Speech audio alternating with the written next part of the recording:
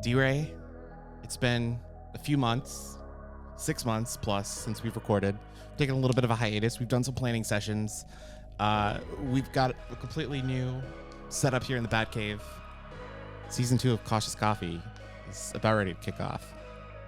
It is. It's been a lovely many months. We'll just say many months. I'm not really sure how long it's been since we ended season 1. Time is relative. Yes, it really is. It doesn't even exist, only in our minds, I suppose.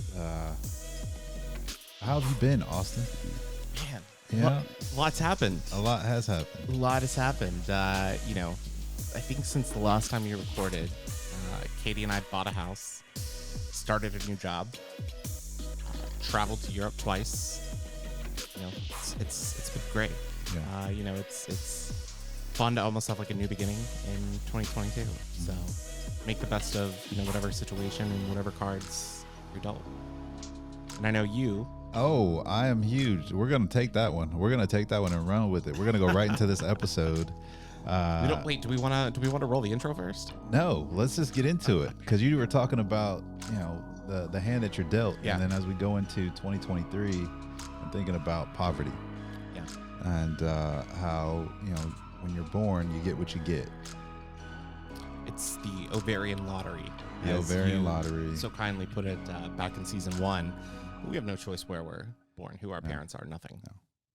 No, and as we were kind of fleshing out this episode, I took a more U.S. centric view and sharing my experiences and thinking about how wonderful it is to be born in this country, and quite honestly, I wouldn't want to be born anywhere else. Yeah, 100%. I mean, that was one of the things that, when I was looking at your notes for this podcast, that stuck out to me is because although, we've got like a poverty line here in the U.S. of like, what, $13,000 in annual income. If you look at us, we are not, the 1% here in the United States, right? Mm-hmm. We're upper middle class, Right. Which we're very blessed to be in that situation. But if you look at us on a global scale, we're top 1%. Yeah. And it's not even close. And I'm just thinking, where does the person that is living at the poverty line here in this country, kind of where do they fall on a global scale? And I think I saw something about the haves and have-nots in your notes. Yeah. And thinking about, what contextually, how is that being communicated to those that are at the poverty line? I think about my situation and my experience growing up, poor, but then coming to understand that, globally, I'm okay. It's relative poverty. There's a difference between absolute poverty and relative poverty. I mean, relative poverty is based on, the environments that you're in, the access to food, nutrition, education, and for example, comparing what we have in the United States, relative poverty could be something completely different in sub-Saharan Africa. Yeah. Right. That's why when you look at the income, I think the poverty line in the U.S. is you're living on like $31 a day as a family, which is not much. Right. In absolute poverty at the global scale, it's $1.90 a day. Is that for a family of 4 or? Believe it's a family of 4. Wow. I couldn't imagine. I think at one point in time you were living on about that amount just as a single person. Yeah. And I put this in the notes, and I've spoken about this a little bit on the podcast before, but my first job out of college, so I graduated from Baylor University with a political science degree. Baylor is not a cheap school. It now I think it costs like $65,000 a semester. It was not that expensive when I was there. A semester? A year. Okay. I was like, not that much a semester. $65,000 a year plus room and board expenses, all that. It's incredibly expensive to go to Baylor University right now. When I went, I believe tuition was like $22,000, something like that. Good old days. Yeah, back in the day. It's insane that it's skyrocketed that much in like 10 to 15 years. But my first job out of Baylor, I wanted to work in sports. And so I took a job at Louisiana Tech, working in their athletic department, full-time job. I need $1,061 a month. And so when you actually factor in how many hours I was working per week, I would say 65 to 75 hours a week on the regular. And then during certain points of the season when we had sport crossovers, you were working 100. It wouldn't be uncommon to work 100 hours over a 7-day period, no days off. So when you break it down to how much you make per hour, it comes to like $250. But this is just you as a single man. This is just me as a single man.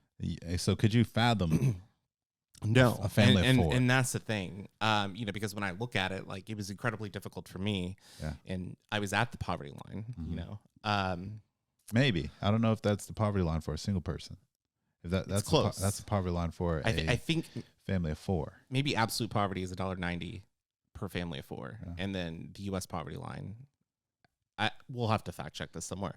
Anyways, was not in a good financial position, making less than $12,000 a year. And it was difficult having to pay for rent, which was, I think, $375 or $400, having to pay for student loans, having to pay for a cell phone bill, having to pay for internet, which you did need because you were working in sports, you had to do stuff. And so at the, after paying for everything, bills, I had about $75 for an entire month to spend on food and gas. Yeah. And so, it was incredibly tough. And as a result of it, went into credit card debt, didn't know anything about the credit score. But I think the frustrating thing is like, I had a college degree, and I know there are other people in similar situations that have college degrees that want to go into this perceived glamorized field of college athletics, or it could be any sort of industry. And I think some companies and businesses take advantage of, cheap labor when they can. And so, like, they know that when I left Louisiana Tech, they were going to have 20, 30, 40 people within 2 days apply for that job. And that's the case. The job that I had at Law Tech is now paying $16,000 a year. So it hasn't gone up much. And if you were to factor in that, with inflation, like, it's probably less than what I made. So we can say, in all fairness, that job does not really pay a livable wage. No, 100% not. And now with, like, housing going up, and when we look at housing rates here in Houston, I think there was a stat that came out in the middle of September in the Houston Chronicle, and it was talking about, like, the I guess household income that you needed to purchase a new home. And I think a average home right now in Houston, Texas, is going for $411,000. Now, granted, not everyone's going to be able to afford that, especially those property taxes. The amount of income that you need to buy a home, I think, in the state of Texas has nearly doubled in 2 years. It's insane. And with inflation, like, you might get a cost of living adjustment of like 3 to 7%, but that doesn't even meet the inflation that we've had in the past year. So it's difficult for us, but for people trying to rise out of poverty, it's incredibly more challenging. Yeah. And it's especially challenging if you don't follow what the Brookings Institute did a study. I don't know, 10 or 12 or 13 years ago, and there were like three key things that you had to not do, I believe, in order to rise out of poverty, so to speak. And I think one of those things was like graduate high school. Okay, do that. Don't have children out of wedlock or like before you get married. And then the third one was have a full-time job. So at law, should the children and job be switched? What do you mean? Like, graduating high school, check. Well, these aren't in order. Okay. These aren't in order. It's just like these are the must. Right. Like, so have a full-time job. So I think I said things not to do, but have a full-time job. Don't have children like before you're married and out of wedlock, like before 21, the age of 21. And just looking at it statistically, if you do those things, you have increased your chances a great deal to be able to do what you want and rise out of poverty. And I mean, it sounds like you might have done those things. You definitely graduated high school. I did that too. Had a full-time job and didn't have children before I was 21. They're saying like, if you don't do those things or do those things, whichever side you fall on, you're more than likely, going to struggle a lot more. It's going to seem almost impossible for you to overcome, especially here, you said $411,000, like to buy a house, if that is your dream. Yeah. To be a homeowner. But even if you look at like rental costs. Like, the last episode that we recorded was at the apartment that Katie and I lived in. And I thought we had a pretty reasonable price. We were paying $2,100 a month for 1,400 square feet. And the part of Houston that we were in, that was a very reasonable deal. The renewal offer that we got was $3,600 a month. And so what were you paying initially? I'm sorry. $2,100. 21 to 36? Yes. Wow. Okay, so I'm a landlord. And personally, I couldn't fathom like, increasing rent that much, and you have a heart. Well, you have morals, it's more about like property companies have what, that. Yeah, that's fair. And I don't know what their financials look like, right? What would have them? COVID was probably difficult. They probably had lower rates. And then people are locking in at different times, so and they're trying to stay in the black as opposed to the red. So it's a bit easier for me to make those decisions, right? And I say, how much cash is flowing through, this property or that property, or what has been my losses consecutively over those years, and I'm starting to think about just the quality of the unit that I'm renting out to someone. But to raise it $1,500, like I know, like you would probably move out. We did, and we bought a house because it was cheaper to buy a house. And someone would move in. So I mean, I imagine they don't necessarily have that. Yeah, so I did kind of follow up with the property, just keep an eye on it and see if it was still available. I know it took at least 6 months for them to fill it. Yeah, that seems pretty unreasonable. Yeah. And as I have some leases that are getting ready to come out, and it's like I have to make a decision of how much I'm going to raise the rent. But you make a very interesting point about the graduating high school, getting a job, not having kids at year 21. I look at like my family. My dad didn't graduate high school. He met my mom. They got married young. I think they had me when they were probably like 22, 23. My dad was like blue collar. But they were very fortunate to get a house, and I said this on the podcast before, at like an auction, like a foreclosure. Yeah. And they got it for like $35,000, $40,000 in 1987. Yeah. And you can't do that now. I mean, to be able to get a house, the rules change, Austin. The rules change allowed them, to create a good situation for my sister and I. It did, and unfortunately, we like certainty. Humans like certainty. We want to be able to do things the way they were done and the way that our parents raise us. Yeah. A lot of that stuff that they teach us, we come to find out it isn't necessarily right. It's not right today. Like it might have been right then. And I think we do that even when we look back historically. We have our purview is only so wide, and we can't think big enough to be like, okay, well, why was there a whole slave industry? Why was there a supply line of slaves coming out of Africa? We're not even asking those questions or even being encouraged to ask those types of questions, which they may lead to uncomfortable conversations, which is why we have Cautious Coffee. Yeah.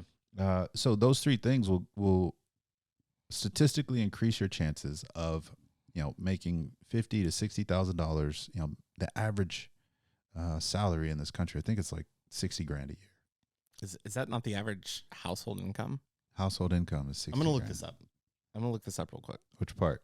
The average salary or household income? Average household income in the US. Okay, I think it might be average household income. Average. We're just gonna fact check this real quick. Household income in the United States.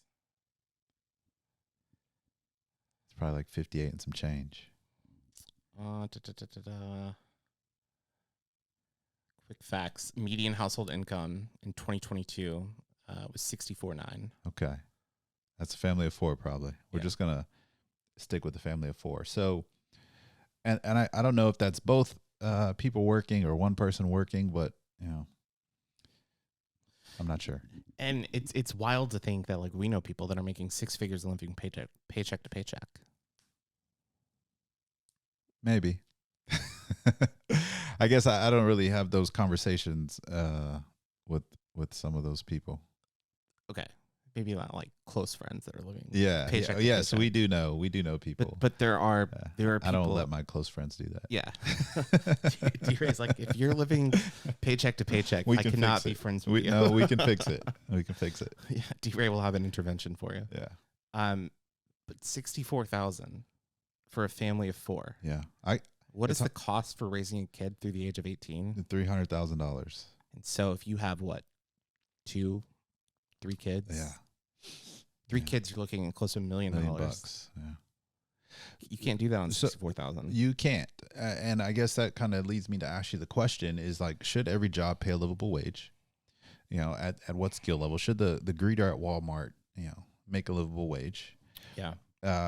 Because you want to, I believe in incentives. I want to incentivize someone to, go and acquire new skills or learn new things or leverage, whatever it is they're good at to offer,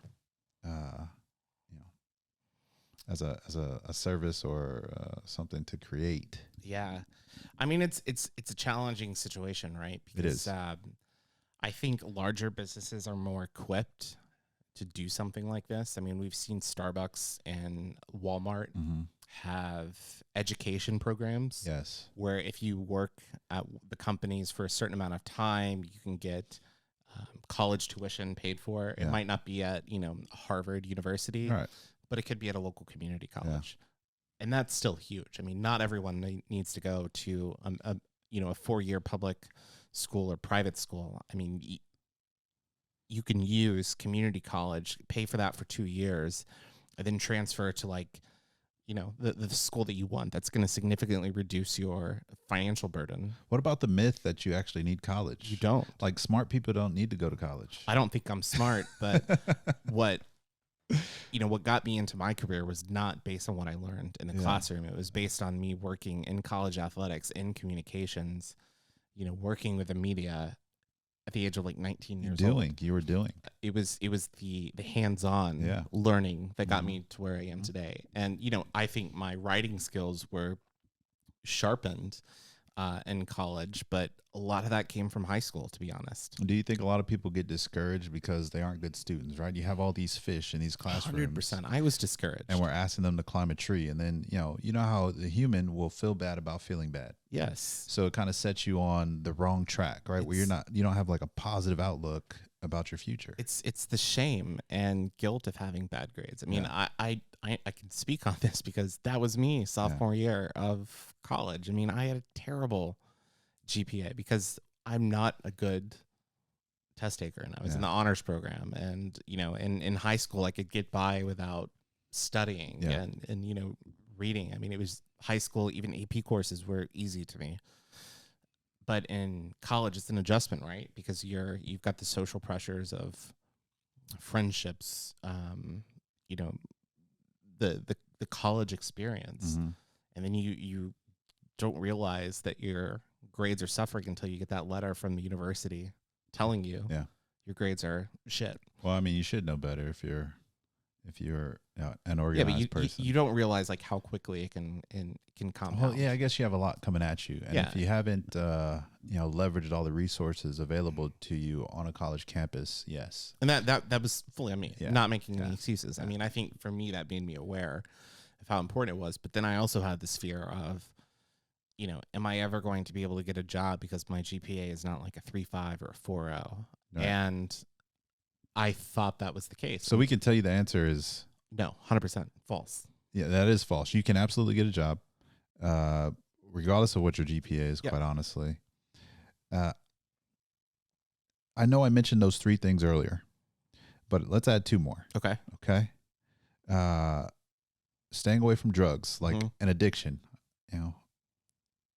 I'm not judging anyone who does drugs or demonizing the use or addiction of it, right? So, are you demonizing the use of my vanilla latte addiction? No, I'm not. But that's a different episode. I think we may have one coming up about bad habits and sugar consumption in this country, and then industry, incentivized to sell you all that stuff.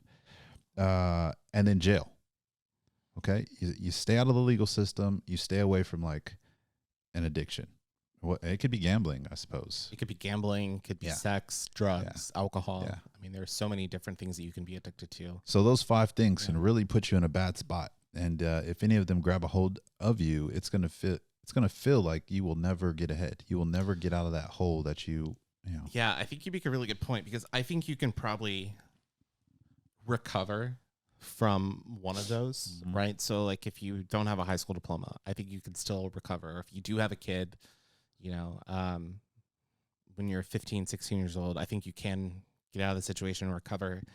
But you can't like compound it, right? Yes. Like it can't be like, oh, I went to jail and then I have an addiction and then I didn't finish high school and now I have like you can't keep going further and further. That brings up a good point because my son's mother, we got pregnant. We were dating about 8 months, and I had already graduated college, and she still had some time left. You know, I think a year or two, and she wanted to move home, and I encouraged her to just stay put, finish where you're at. I will support you during that time because I've seen that story so many times where, you know, you're pregnant now, and I think she was 21 at the time. And then you move back home and then life happens and then you never graduate. Yep. And then you just never get over that hump. It just never happens. There's always an excuse. Well, it's not even an excuse. It's like really life. Life is coming. I don't mean like excuses. Yeah, there's always a reason. There's always there's like always a reasonable explanation. Right. And I wanted to do my best to prevent her from, you know, we're not pausing. You know, we're going to keep going full steam ahead. And, you know, I speak really highly of her because she just kept her head down and trudged through it like a trooper, and she's killing it now. But I had seen that enough in my upbringing. Haven't seen enough examples of people getting, you know, in the legal system. Yeah. Like that's my, you know, people that I know that are close to me, addiction, you know, having multiple children, you know, before the age of 21 or before they had a full-time job. Yeah. Before they even graduated high school. And I just knew to avoid those things. And, you know, I don't know if we encourage young people enough, like at a foundational level, right? There's like foundational knowledge that you can build upon. And if we are realistic enough with young people and like, you know, don't do these things like, okay, you can't tell people like to not have sex. Just don't have sex. Just don't do it. And then, you know, you have to have sexual education, right? So you can't be against sex ed and be like, well, I don't want my kids learning about this stuff in school, but now you have all these. They're going to learn about it from TikTok or their phones. Yeah. Friends. You know, my 13-year-old son is, you know, he's learning about sex on his phone because he's curious. They ask questions. And the more candid we can be with our children, the better we can set them up for success. And I think we should also have a disclaimer like this is not the gospel. This is a framework. Yeah. But those 5 things, you can recover, but you're going to create some huge obstacles for yourself. Yeah, I mean, absolutely. And again, I use my dad as an example. Like, and, you know, didn't graduate high school, but immediately got a job. Yeah. And the reason why he didn't graduate high school, it's not because he was lazy. Like he was working a full-time job essentially while he was in high school. Yeah. Because his mom made him pay rent starting at the age of 14. Good for her. She's a horrible person. And she's still alive. So if you're listening to this, you know why we don't have a relationship. But it's a very difficult situation. I mean, he was treated poorly as a child. Like his mom. I was being facetious. His mom, I mean, his mom was like manipulative, and I still think she is. Yeah. And it was very difficult for him, and he gets emotional sometimes when talking about it. Yeah. And he's proud of what he's overcome. Yeah. And he took the victor route instead of the victim route. Absolutely. Yeah. I mean, based on statistics, like you've said, like he shouldn't have had 2 successful children. Yeah. Right. But it's because he worked his ass off and provided for his family, and didn't make excuses. Yeah. Right. Even when he got laid off, you know, he started a lawn service and went and mowed people's lawns for like 2 years. Yeah. You know, that was something that was important for him, is his work ethic. And, you know, I definitely sympathize with people that, you know, go through challenging times and are working hard to get out of the situation. But there are many people, not only in this country, but globally, who don't have a choice to get out of the system, right? They're born into perpetual poverty. Yep. Without access to education, without access to energy, without access to clean water, to food. You know, like here in the United States, here in Houston, how many food deserts do we have? where the only food that you can get is at a fast food, Dollar General, or you have to drive 20 minutes to a grocery store. Yeah. I mean, I'm not trying to, complain about this situation, but where, Katie and I used to live, we were in a situation where if you were to draw a 1 mile radius around our apartment, you had a Whole Foods, you had a Central Market, you had 2 HEBs, you had a Kroger, you had a Trader Joe's. So many options for you to go and get healthy food at an either expensive rate, at a Whole Foods, or an affordable rate at a Trader Joe's or HEB or Kroger. Where we live now, I think the only grocery store within a 5 mile radius is a Kroger that is dumpy, and there's like an Aldi that just opened. We love Kroger, by the way. I'm more of an HEB guy because I'm a Texan, but my grandmother. But I do love HEB. My grandmother, the one that I do love, and the one that did pass away in January. She used to work for Kroger as an accountant, but it's a situation where if I want to drive to HEB now, I have to drive 20 minutes. Well, you did decide to move to and this is why we're we moved into the area because it's a developing area, and it's going to change in the time being. And so we made this conscious decision. And, for me, I don't mind driving to a Central Market and getting something from the butcher. But what about the people that can't? Exactly. The people that don't have cars, the people that rely on public transportation. They're going to the Dollar General. They're going to closest fast food, fast food dollar menu items because they cannot, they don't have access to the manager special at Kroger, getting, the discounted items at the end of the week. And so it puts them behind the 8 ball. It does. At the start.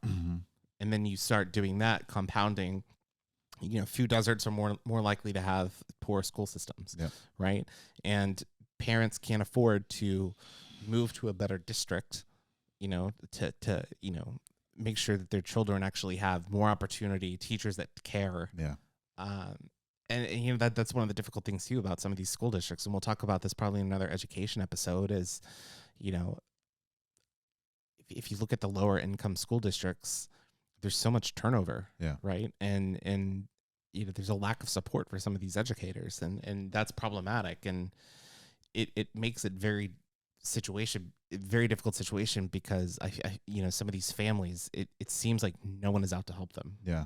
So I take a bit of a more hard line approach where if you're broke down on the side of the road and you're just sitting in your car, people are less likely to help you.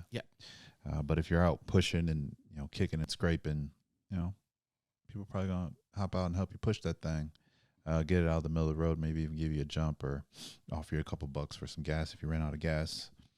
So it is a very, I don't know what word you used earlier. It's complex. It is. Right. There's a lot of complexities there.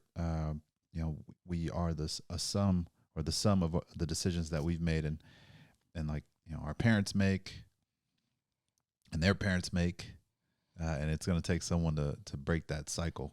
What was that stat that you posted on Instagram a few weeks ago about how many people, like how many ancestors? Oh yeah. It was ridiculous. Right. I don't remember what the number was. I'm gonna ballpark, but it was just like for you to exist. Obviously, we come from so many generations back, but I think the number was like if you go 8 generations back, it's like 4,000 people. It's an insane number of people that it took for you to get here. And then let's go back further, right? And like and that number doubles each generation you go back. Ancient ancestors had to like live through a bunch of vile shit. I'm just going to be honest with it. For us to be here, to exist. So, so it's hard for me to think, well, no one's reaching out to help them, but you were born in this country, which is, it's a decent country, it's an advantage. It's an advantage. It's a huge, huge advantage. We're born with advantages and disadvantages. And if you're born in the West, it's an advantage. It's an advantage. And I know all these things can be relative, but like it's possible for you to break out of that poverty, especially if you stick to those things, right?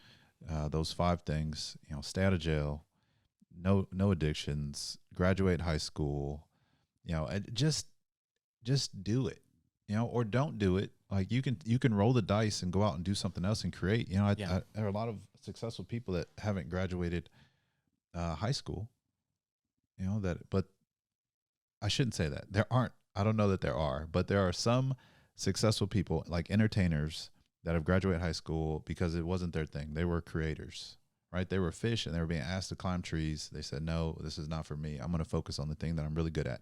Now that's important. Think about the thing that you're really good at, whatever it is, and do that, and do a lot of it, especially if it's not illegal. Yeah. Great advice. We understand that, at the end of the day, we're proud to be American. We're proud to be in the situations that we are in, and taking advantage of whatever opportunities we have. Could it be better? Absolutely. Right. Yeah. There's always room for improvement. But people want to come into this country. And I think we'll get into immigration at some point later on in this season. But that's kind of why I have a soft spot in my heart. Some of these people that are coming in trying to make a better lives for themselves. Mm-hmm. And I know it's a difficult conversation to have, but like scraping to get here. Yeah. I mean, like literally pulling together their entire life savings, their family's life savings just to come to the United States. And I don't see any of those, I don't know that poor people here are scraping to get away from here. Yeah. Yeah. And that's tough. Like when you see that, I mean, you just drive around here in Houston, you see homeless individuals, asking for money on the side of the streets. And then you see other individuals that are trying to sell, flowers, and they're there with their, daughters, and or trying to sell newspapers. And there's a difference, right? Similar to what you were saying about the car situation. Yeah. Someone would just assign saying, I'm a homeless veteran. Like you see that all the time. Yeah. But someone trying to sell something, it to me, it shows that they're out there, maybe, they're out there trying to take advantage of a situation and to improve their lives, buy flowers for $5, they sell them for 10, something like that. But I know we've been really US focused, but I did want to bring up this, definition of poverty from the World Bank.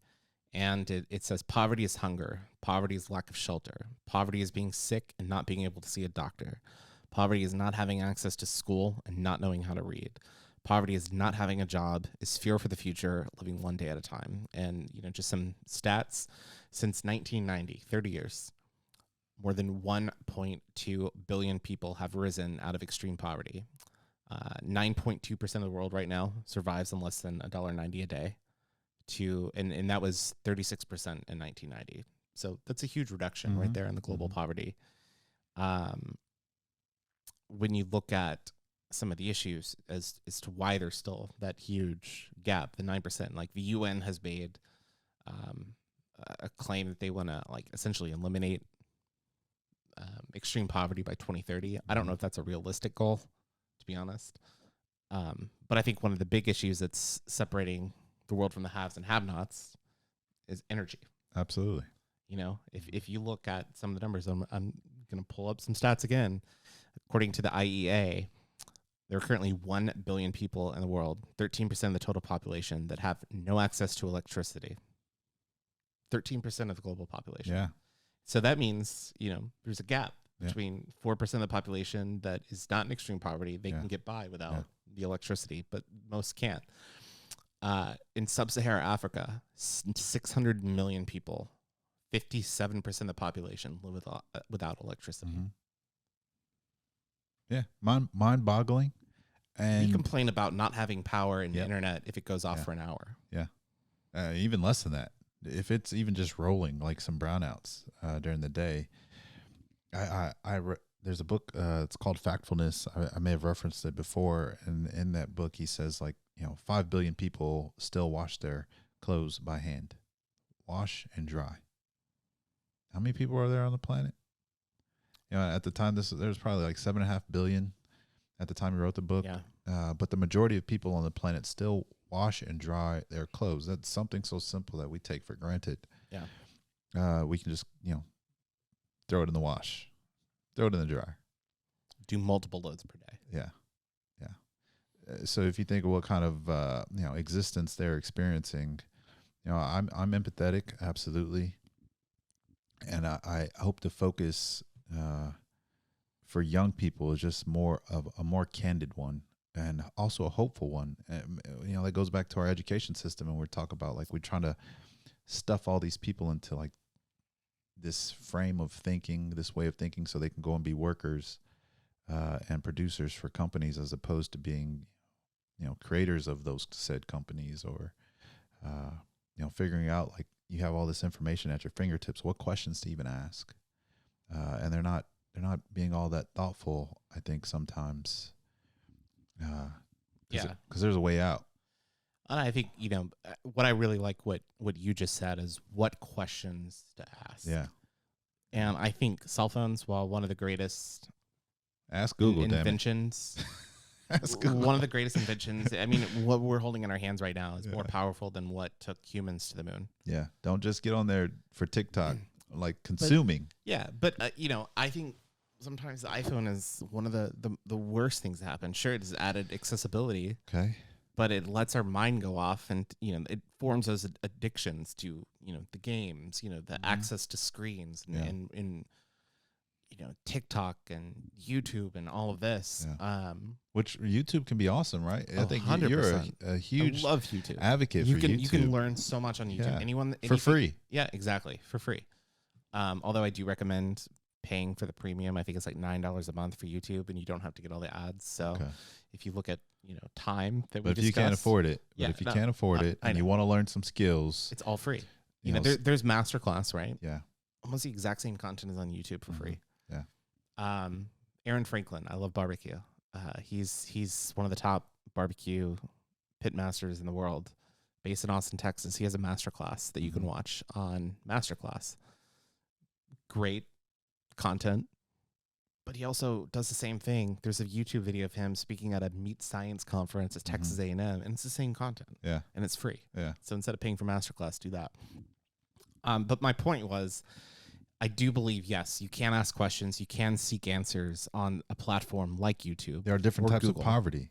Right. But what I'm saying is, I think that people today, because of cell phone and being so reliant on screens, are afraid to ask people questions themselves. So I'm saying they ask poor questions, or they're poor in their ability. Yes.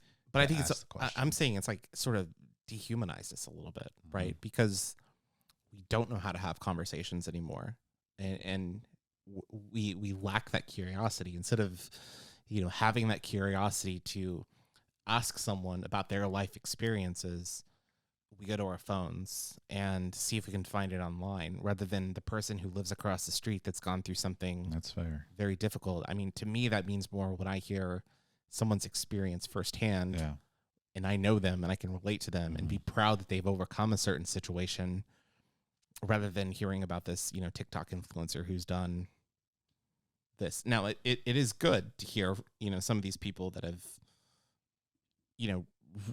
created opportunities for themselves, but I think it makes it more impactful if it's someone that you can personally relate to. Yeah. I don't know. Maybe that's just me being... I don't think there's any doubt about that. It's probably been that way since the beginning of time, when people get up on, whether it be a soapbox or a pulpit, and share their stories, whether they were, factual or embellished. The human likes a good story. We'll get more into that in a future episode on religion. But just focusing, on poverty, my position is you can, sit and be a victim and wait for someone to save you. Yeah. Or, you can just take like incremental steps and actions to lift yourself out of poverty. I'm not saying I'm not saying you can do it without help. You will need help, but you will have to be willing to ask for help. You will have to be willing to be uncomfortable, for a while, to overcome it. Like it's going to suck. But once you get over that hump, you can look back and wear it with a badge of honor. You can say, hey, that's going to give you an edge. Yeah. Right. That is absolutely going to give you an edge in your ability to be creative and solve problems, because you're doing more with less. So look at it as an opportunity to really like almost slingshot yourself out into this world, this real world, not the one that's in a book, not the one that's on TV, not the one that you're hearing on a podcast, but all your scrapes and scuffs, like wear those bad boys with a badge of honor. You can come from nothing. You can build something wonderful, and just start with what you're interested in and what you're good at. It's not going to happen overnight. No. Malcolm Gladwell, says what, 10,000 hours to be great at something. Keep that in mind. 20 years to become an overnight success. Yeah. I mean, these you have to put yourself in a better situation each day to get to where you want to go. And think about, like, if you plan to have kids, like you want to set them up for success. I don't want to necessarily take away my son's ability to like struggle. You want him to have a better life than you have. Absolutely. But I also want him to value hard work. Right. Right. And value the lessons learned from failure. So I'm not going to shield him from any of that. I have to find other ways. And fortunately, he's found wrestling, which, he can get his ass kicked. And I don't have to do it. So I'm glad that he has taken a liking to wrestling, and he can get out there and understand that even when you give everything, you will still take the L.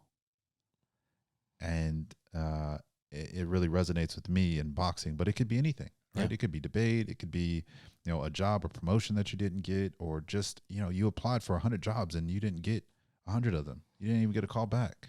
All right, well, you have to apply for 100 more. Yeah. That to me is really interesting, because I remember, after I left Louisiana Tech, it was, a situation where I was able to move back home, for some time with not a lot of people, may not be able to. Might not have that. Yeah.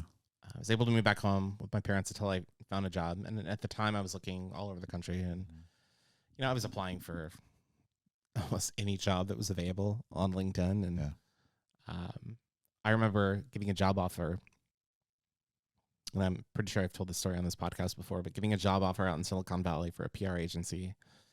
And I told them what I was looking for financial wise in Houston. And at that time I was looking for like $35,000, $40,000, because to me that was big bucks. It was a lot of money coming from 12 grand. And I told them, can you match that cost of living in like California dollars? And so where the job was, I think they would have had to have offered 65 to 70, somewhere in that range, for it to be comparable to Houston with all the taxes, cost of living. They ended up saying yes, they could do that. Then when they sent me the actual offer, it was $39,500, which when you put that into Houston dollars was about $15,000-$16,000. And I thought about taking it because the economy was tough. It was, not a good situation back in 2011.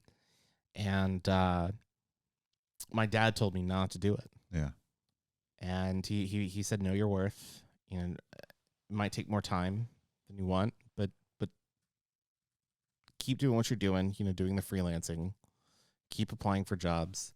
All it takes is one company to say yes. And I was very fortunate that it was BP, and my old boss, that said yes about a contract position, gave me a 6-month contract and then turned that into a full-time job. Yeah. And it's wild to me to know that within almost a span of a year and a half, I went from making $12,000 to $85,000. Yeah. It was, you just have to keep pushing. Yeah. And not everyone's going to have the same luck, the same opportunity. Right. Yeah. But you positioned yourself. Exactly. So it was those baby steps, right? Yeah. Of what experience am I lacking? How can I get more of it? How can I be better at interviews? Yeah. When you do 100 interviews, you understand where your shortcomings are and how you can improve in those situations. So it's just food for thought, and really to illustrate your point that it's not going to happen overnight. Sometimes you do have to be patient, and that could be incredibly frustrating. Trust me, like it's the fear of the unknown is it can be miserable sometimes. I'm trying to stay aware that there are people that work hard, but they don't have the skills. They don't have skills that people would pay a lot of money for. Yeah. And that's what happens when you have, free market and, the lower minimum wage, because there's low wage skilled jobs out there, but there are people that work really hard at those. So how do we address that? And what role should the government play as far as a social safety net goes? Does every job pay a livable wage? Going back to that, to where you can support a family of four, and because the reality is, it would be ideal if they were able to not do or do those 5 things, but that didn't happen. Right, so now we have to ensure they don't fall through and just stay in that perpetual poverty. Yeah, so I think that's very difficult, right? Because companies that are paying $5.75 or $7.25 an hour, I mean, come on, that's ridiculous. Yeah. But at the same time, while I think you should pay people livable wage, having this blanket like $15 an hour, I think that has more consequences than people realize. Yeah.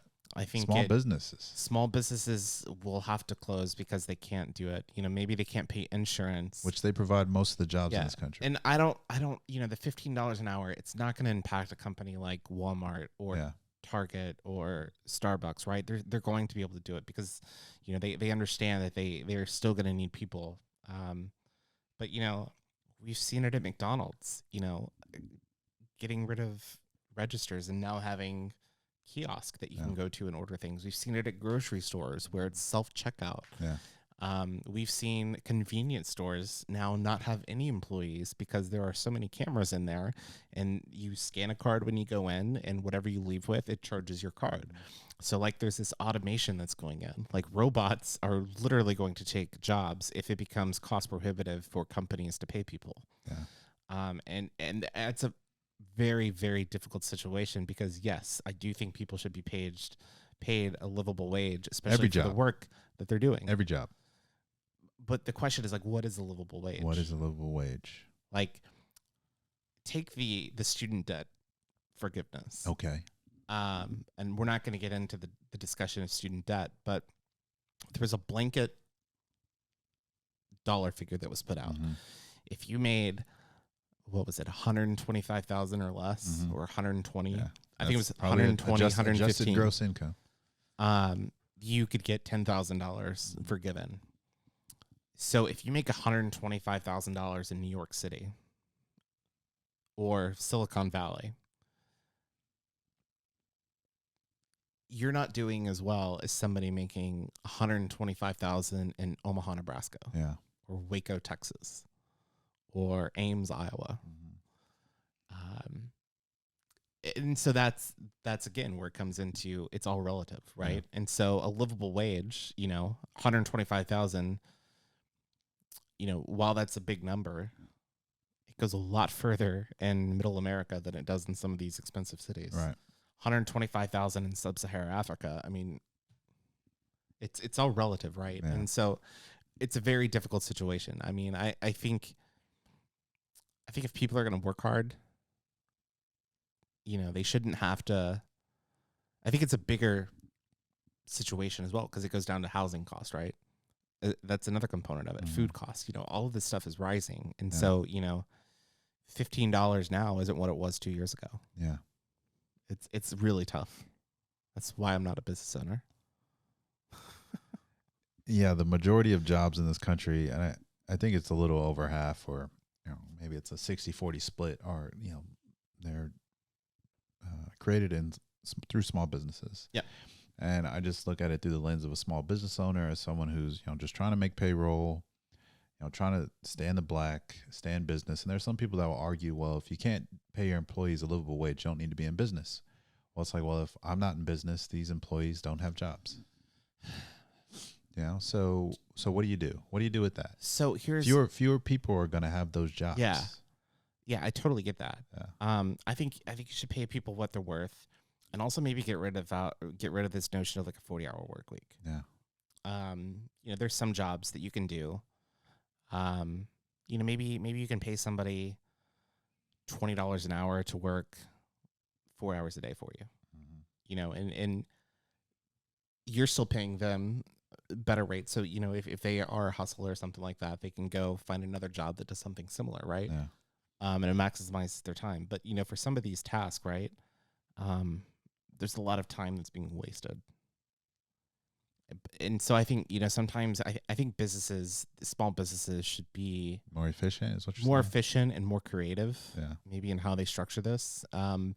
I don't know how all that works, if that means that you're a full-time employee or contractor. So then, the white hat bleeding heart liberals will say, well, they're super efficient now, Amazon efficiency, but now, they have to work 2 or 3 jobs,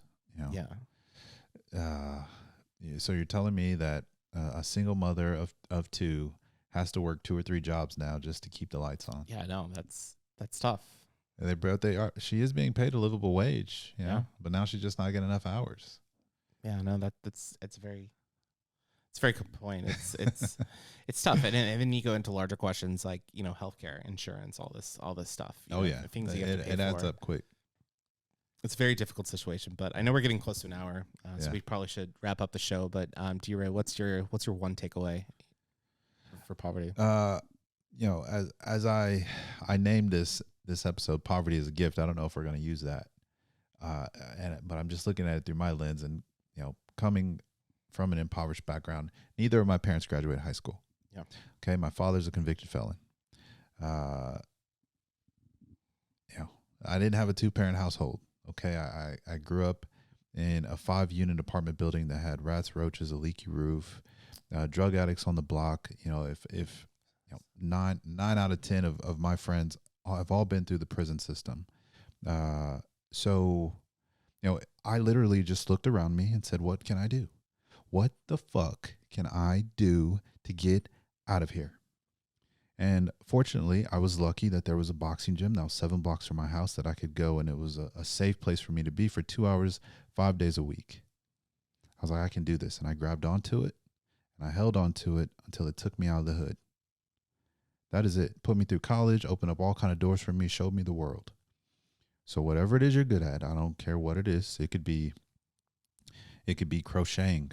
There are so many ways to build online stores, or you can figure out how to do that. Just take a look at what you're good at. Look around you. Whatever hand you were dealt, which Austin mentioned that earlier, like, play the hell out of it. Play the hell out of it. Be active in playing the hand you were dealt. Be a victor and not a victim. That was powerful. I think we're definitely going to clip that and post that on our social pages. So if you want to follow that, cautiouscoffee.com, just search Cautious Coffee on all the platforms. We're there. Definitely take advantage of whatever situation you're given. You never know if you're going to be given a second chance. You never know if you're going to be given another opportunity. Don't take things for granted. Life is short. You don't know, if your next day is, guaranteed. Live each day to the fullest. You have only a limited quantity of time on this planet, and keep that in mind. I think, my takeaway, show grace to people, especially people that are not in your situations. There are a lot of people out there that are living in extreme poverty, at the poverty line here in the U.S. They want to get out of their situation. They're doing everything they can to get out of the situation. Then you have some people in the U.S. too that are wanting handouts and wanting people to take care of them to get out of the situation. That's just human nature, and that's human nature. Going to see this, but show grace to people. If you have the ability to give someone an opportunity, or give someone a head start, or some sort of advantage that they can grasp onto, do it. I don't know, and maybe don't pass judgment on people that come from different backgrounds than you. I think that's something that's incredibly important. I don't know. We're human. Peopling. So I think that's it. That's it. Is that a wrap on Cautious Coffee? Yeah, I'm excited for for season 2, and looking forward to the next episode. Not sure what that's going to be, but until next time, peace out.